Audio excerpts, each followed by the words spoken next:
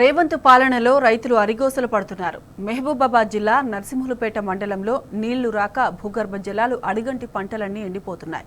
ఆరుగాలం శ్రమించిన పండించిన పంట పశువులకు గ్రాసంగా మారుతోంది. బీఆర్ఎస్ హయాంలో పుష్కలంగా పంటలు పండించుకున్న రైతులు ప్రస్తుత పరిస్థితులు చూసి కన్నీరు పెట్టుకుంటున్నారు. తప్పని పరిస్థితుల్లోనే పశువులకు మేతగా వేస్తున్నామని ఆవేదన వ్యక్తం చేస్తున్నారు. మార్పు తెస్తాం, రైతులకు మేలు చేస్తామన్న కాంగ్రెస్ ప్రభుత్వం తమను నిండా ముంచిందని మండిపడ్డారు.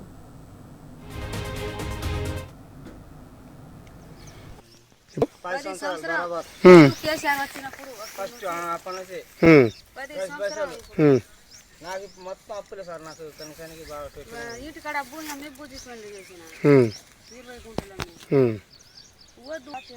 సరే అన్నట్టుగా ఏం కూలిపోదాం ఆలోచన మీద చేసుకుంటే ఏ రైతు భరోసా ఇది మనం మొత్తం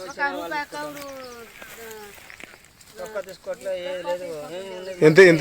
ఎంత ఇస్తున్నారు కౌలు మీరు? దాదాపు వచ్చేసి ఇందులోకి 2 లక్షలు ఖర్చు అయ్యింది.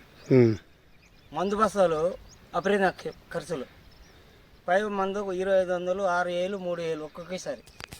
చిన్నప్పుడు 2500 కంచి కొట్టుకుంటే ఇప్పుడు 6000 కూడా మందులు అంటారు. అట్లా కౌలు రైతు ఇట్లా మునిగిపోతాను. ఏం చేయాలి? ఇంకా మొత్తం చూడు నీళ్ళు కౌలు కొట్టుకుంటాను. కౌలు రైతునే పంట గింజ కూడా లేదు.